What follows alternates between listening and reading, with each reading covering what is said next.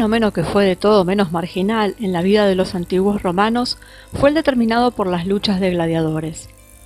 Se supone que estos se originaron en los etruscos y no hay muchas fuentes que los puedan relacionar, pero sí profundamente se relacionan con los samnitas, que eran el pueblo autóctono de la zona de Campania, de la actual zona de Campania, al sur de Roma, que es donde se ubica Capua, Nápoles, Benevento en particular. Los samnitas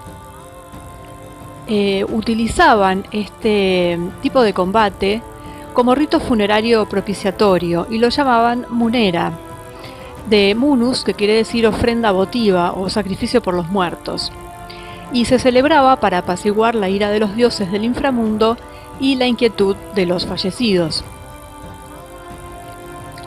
Numerosos hallazgos arqueológicos hallados en Campania muestran escenas de enfrentamiento entre hombres armados, donde es evidente que se trataba de un fenómeno de masas, organizado según reglas precisas. Así que los samnitas, que de hecho después tuvieron una categoría dentro de los gladiadores, dentro de la categoría de gladiadores, una de ellas se llamaba samnita. Ya no era necesario pertenecer a esa estirpe, pero se ganaron el nombre en memoria de este pueblo que fue muy aguerrido, que se resistió todo lo que pudo a los romanos. Finalmente fueron sometidos, pero pasaron a la historia de lo que es la actual Italia como uno de los pueblos originarios, autóctonos de la región campanense, como realmente un pueblo de luchadores y de verdaderos gladiadores. La gladiación cultivó al pueblo romano porque tenía un encanto bastante morboso en un punto. Y en el año 264 a.C. tuvo lugar el primer munus en Roma, en el Foro Boarium. Que es el Foro Boarium es donde hoy está la plaza de la Boca de la Verdad.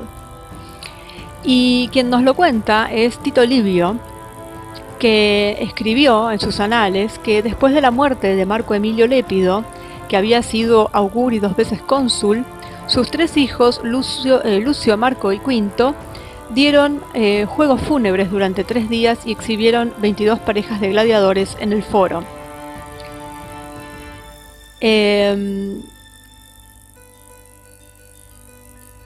A partir de ahí se organizaron otros numerosos munera, que era como se llamaba esta lucha, o sea, el combate entre gladiadores, con motivo del funeral de ilustres personajes o para conmemorar su desaparición. La satisfacción del público fue tal que pronto la alegría del rito fúnebre se convirtió en espectáculo. Con Augusto, las luchas entre gladiadores se convirtieron en parte integrante de los espectáculos que en Roma, tanto en Roma como en las provincias, se preparaban para el entretenimiento del pueblo.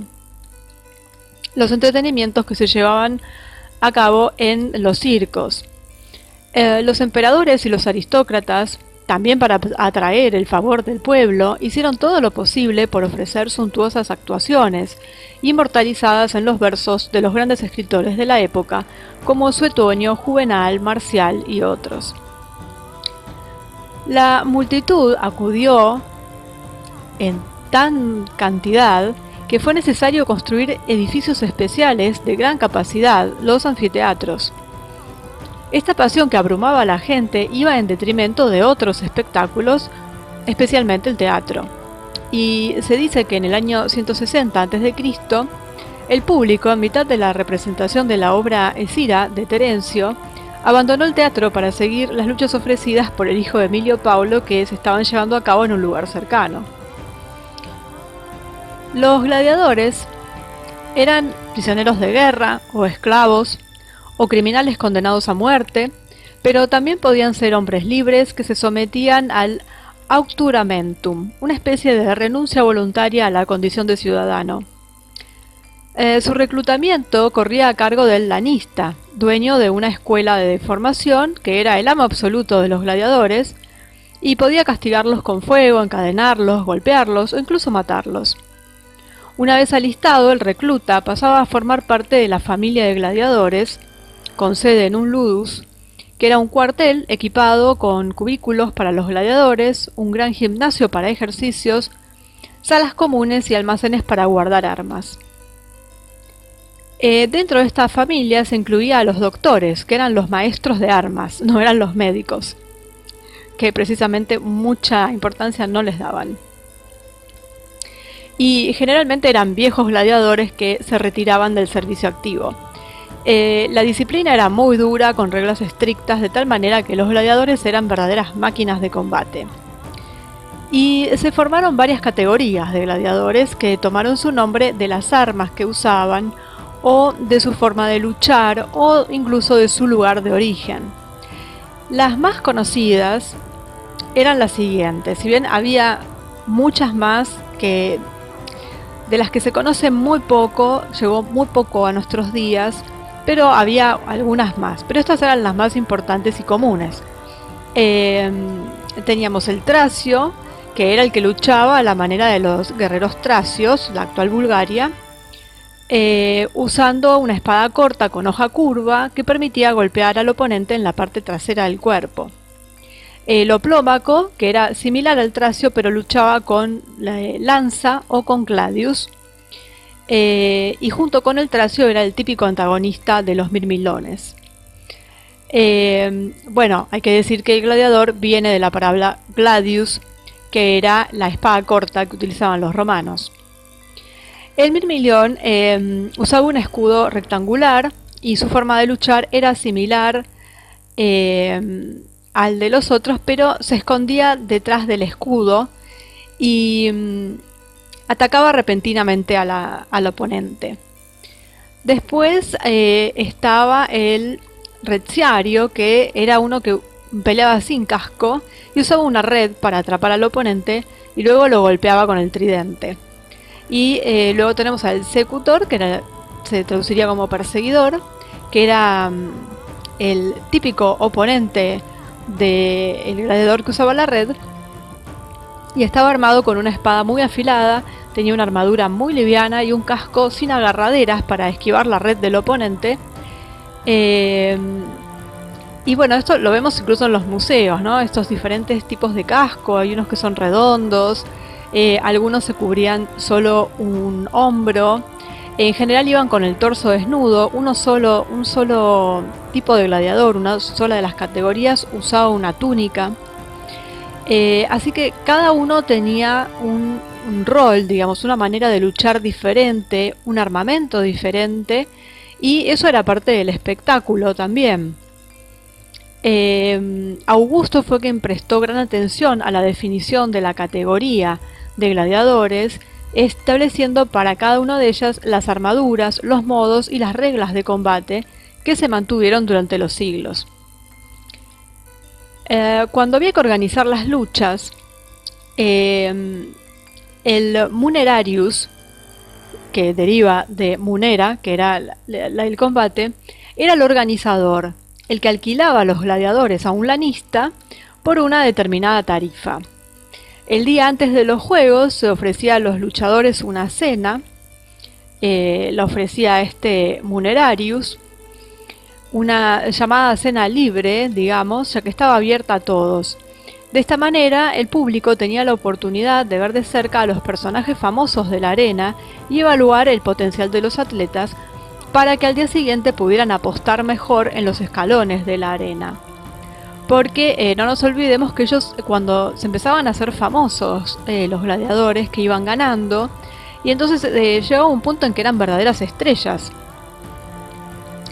Y a pesar de que eran esclavos y a pesar de que estaban metidos en el ludus y bueno, que tenían una vida, la verdad es que mientras estaban dentro de la escuela o ludus realmente la pasaban muy mal, pero tenían la posibilidad de, cuando se convertían en verdaderas personalidades, ellos iban ganando dinero que mientras estaban en el ludus no lo usaban, pero que lo podían acumular. Y bueno, después vamos a ver cómo también eran liberados en algún punto de sus vidas. Bueno, cuando llegaba el día del combate, es decir, al día siguiente de esta cena, El espectáculo empezaba con un desfile solemne. Primero entraba este Munerarius, que era como el financista, el financiero, precedido por los lictores, magistrados y acompañados de personajes que llevaban como unas palmeras, seguidos de músicos y asistentes que llevaban carteles con el programa de los juegos.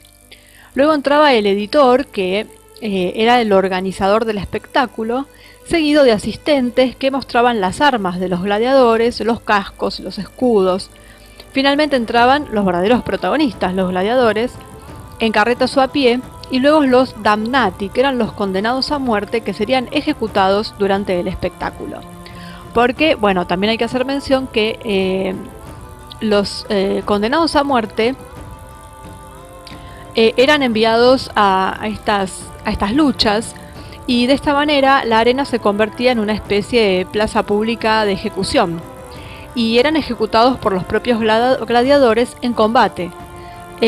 Algunos, otros se montaba una especie de espectáculo. Por ejemplo, se podía disfrazar, digamos, al condenado, se lo podía disfrazar de Ícaro, con alas de cera, bueno, para representar toda la historia de Ícaro, y finalmente hacerlo caer desde lo alto del anfiteatro o del Coliseo si estaban en Roma, y para que muera. O sea que había diferentes clases de condenas a muerte. Podía ser combatiendo con gladiadores, podía ser en medio de un espectáculo, por llamarlo dantesco, si se permite la anacronicidad, en donde, bueno, se representaba un personaje que obviamente terminaba muerto, y esa era la forma en la que iba a morir.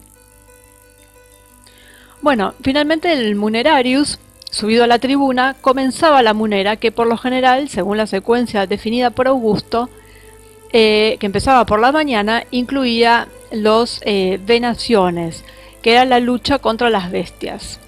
Esto lo hacían gladiadores expertos en luchar con bestias, obviamente. Por la tarde se realizaban las luchas entre gladiadores. Los gladiadores llegaban bajo la tribuna del emperador, en el caso que estuviera el emperador en ese momento. Lo saludaban, luego se dirigían al Munerarius, que controlaba las armas asignadas según la categoría a la que pertenecían los gladiadores. Los luchadores eran elegidos generalmente de diferentes categorías para hacer el espectáculo más emocionante. Entonces podían poner uno super armado con uno que realmente no tenía nada, y bueno, para hacerlo un poquito más morboso. Esto se llevaba a cabo de conformidad con las reglas codificadas impuestas por los árbitros. Había árbitros que incluso separaba a los luchadores en determinado momento y por algún motivo. En un primer periodo el combate podía incluir la missio, que era la posibilidad de pedir perdón al perdedor. O sea, el perdedor podía pedir que lo perdonaran, o podría ser una misión sine, es decir, a muerte, que luego se prohibió por la ley de Augusto. Las luchas también podían tener lugar entre varias parejas de gladiadores al mismo tiempo, que se llamaba gladiatorum paria. Si algún gladiador no peleaba lo suficientemente duro, los lorai, que estaban ahí, que eran estas especies de árbitros, lo urgían con látigos directamente. El duelo continuaba hasta que uno de los dos quedaba reducido a la impotencia, o por estar herido o privado de armas, o hasta que uno de los combatientes, dándose cuenta de su inferioridad, pedía la interrupción de la pelea, invocando el perdón con el brazo en alto o arrodillado. En este punto le correspondía al Munerarius decidir su destino, que generalmente preguntaba la opinión del público. Si el gladiador derrotado hubiera peleado bien, la multitud iba a gritar mite, que quería decir perdónenlo, y de lo contrario lo condenaban a muerte con el grito de yugula, que quiere decir que le corten la garganta. El tema de las versiones sobre los gestos que acompañaban estos gritos, el tema de los pulgares arriba, abajo, todo eso, son bastante controvertidos. No se sabe con exactitud eh, si realmente es como llegó hasta nuestros días. Varios dicen, la mayoría dicen que no es esto del pulgar arriba, pulgar abajo, con el pulgar abajo indicando que lo maten. Lo más difundido hasta ahora de lo que se pudo saber es que si utilizaban pulgar hacia arriba o pulgar en forma horizontal, significaba la condena a muerte. Y el puño cerrado significaba envainar la espada, es decir, perdonarlo. Entonces ya no es un tema de pulgar arriba o pulgar abajo, sino que cuando se utilizaba el pulgar, que generalmente era hacia arriba o en forma horizontal, eso era que le corten el cuello. Y para salvarlo era el puño cerrado.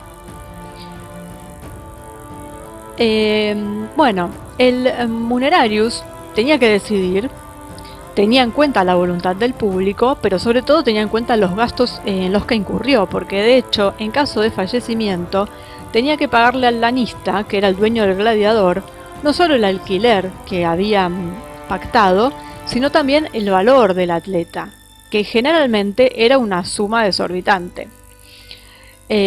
Así que, digamos que lo tenía que pensar muy bien. Los gladiadores muertos, antes de ser llevados, eran abordados por un esclavo disfrazado de Caronte que, de ser necesario, les daba el golpe final, es decir, se aseguraba de que estuvieran muertos. El famoso golpe de misericordia. Se estima que en el primer siglo de nuestra era, las posibilidades de salvación de un gladiador eran de 9 sobre 10. Y la mortalidad fue en aumento en los siglos siguientes cuando la decisión sobre el destino de los derrotados se confió al vencedor y ya no al Munerius. Evidentemente el Munerius nunca le convenía que el gladiador muriera. Bueno, finalmente el gladiador ganador subía al podio del editor, que era el organizador, recibía la palma de la victoria y en el caso de una pelea particularmente emocionante, también le daban una corona, un premio en efectivo y a veces incluso objetos preciosos. Los más hábiles pudieron dejar de lado grandes activos, adquirieron fama y fueron idolatrados por la multitud, especialmente por las mujeres. Se hicieron muchos versos con respecto a este tema de los gladiadores y de la lujuria que despertaban y de las mujeres que eran fanáticas. Y bueno, también hay una frase que se hizo famosa y que tiene que ver con que en realidad, porque hablaban de en estos versos hablaban de un gladiador que era muy feo y que a pesar de eso las mujeres morían por él. Y claro, decían, lo que le gusta a la mujer es el hierro. Entonces, claro, como símbolo de que en realidad la admiración era por el guerrero, no por su aspecto físico, sino por lo que representaba, por la rudeza que tenía y la lucha. Bueno, el gladiador al final de una exitosa carrera, cuando lo lograba, cuando había acumulado un cierto número de victorias, algunos dicen que 10 victorias, recibía como premio el rudis, que era una espada de madera, símbolo de la libertad alcanzada, que lo liberaba de cualquier obligación hacia el lanista. Y en este punto podía decidir si seguir luchando por dinero y gloria o dedicarse a otras actividades. En el siglo I antes de Cristo, el frenesí ilimitado por la alegría era tal que incluso aristócratas, caballeros, senadores, mujeres e incluso emperadores luchaban en la arena. Parece que Cómodo, vestido con una capa púrpura, a menudo actuaba con el disfraz de secutor, su categoría favorita, y que le encantaba presumir más de sus habilidades de gladiador que de sus hazañas gubernamentales. Algunos dicen que incluso llegó a ponerse un atuendo como el de Hércules. Y bueno, esto todo ante el horror de los senadores que veían al emperador en la arena, que había empezado tirando unos dardos y que finalmente bajó a la arena y terminó peleando con los gladiadores de par a par. Bueno, ahí lo vemos también. Eso sale en la película de Gladiador, que si bien tiene bastantes errores históricos, lo de cómodo, que parece algo fantasioso, es realidad. Y todo lo que tiene que ver con el mundo de los gladiadores y el ludus y demás está muy bien representado en esa película. Cosa extraña en Hollywood, pero bueno, sí hay que decir que claro, eso está inmerso dentro de un gran error histórico, ¿no? No podía estar todo bien. Pero bueno, por lo menos lo que se refiere a eso está bastante bien representado. Eh, bueno, estos espectáculos de gladiadores se daban una vez al año y algunas veces tenían algún evento extraordinario, pero como salía mucho dinero, se hacían una vez al año. Eh,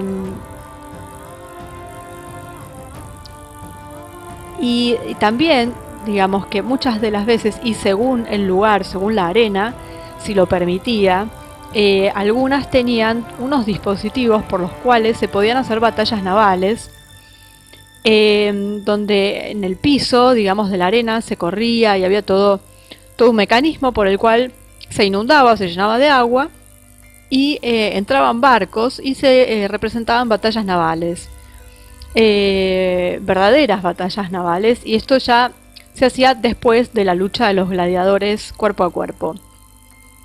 Pero eso era dependiendo del lugar, si lo permitía la estructura.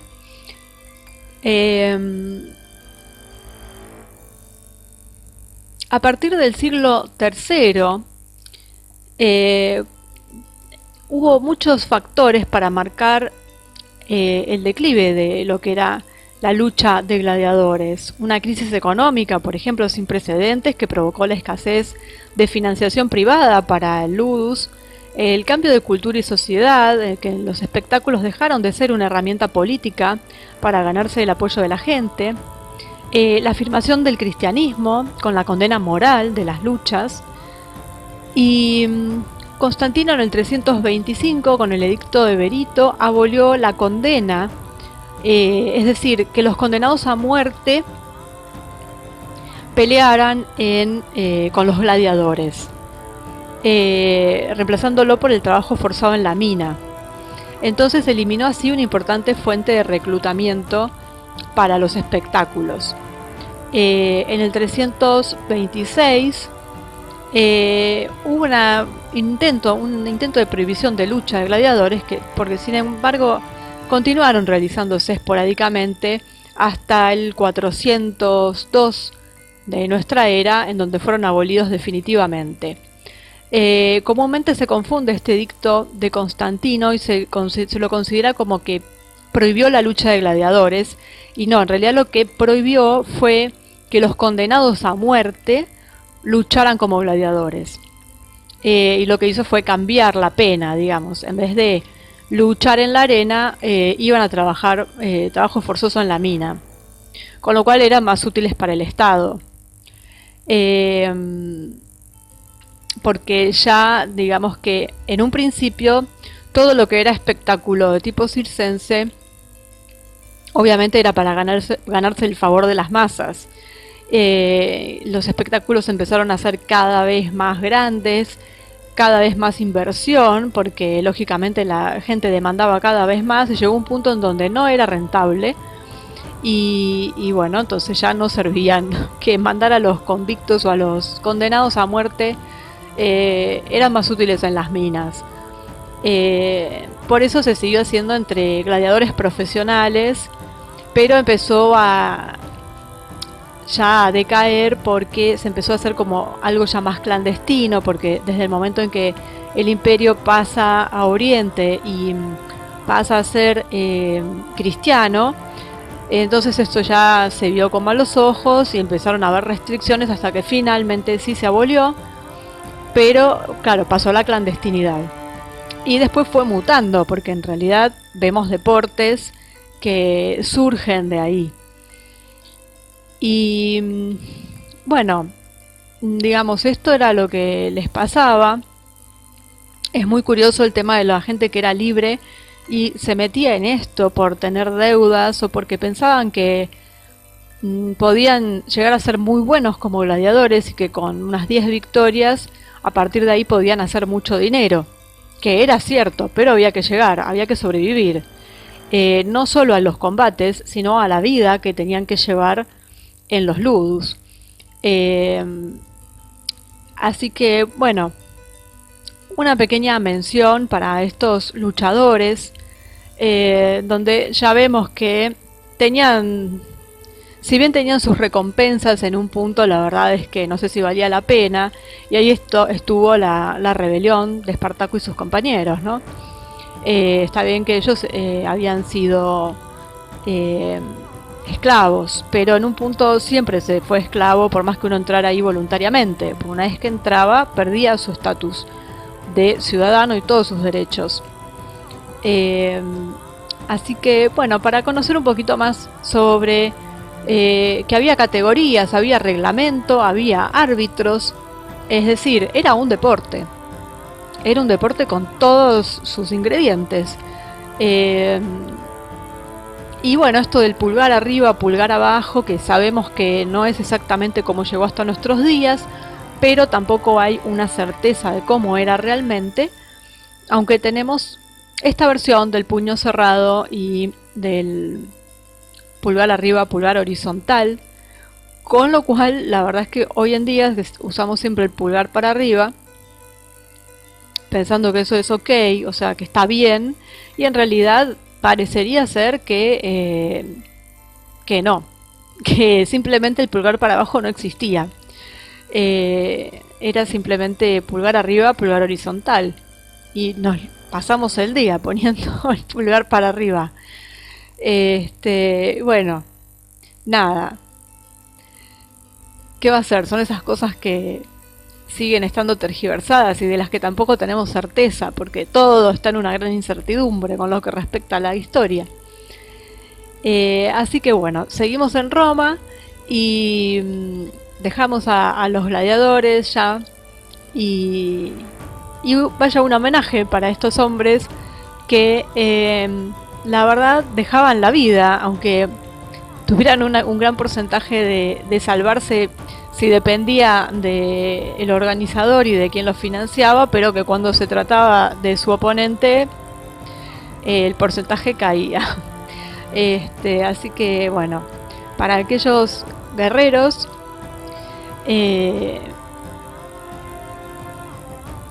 vaya todo nuestro respeto, ¿no?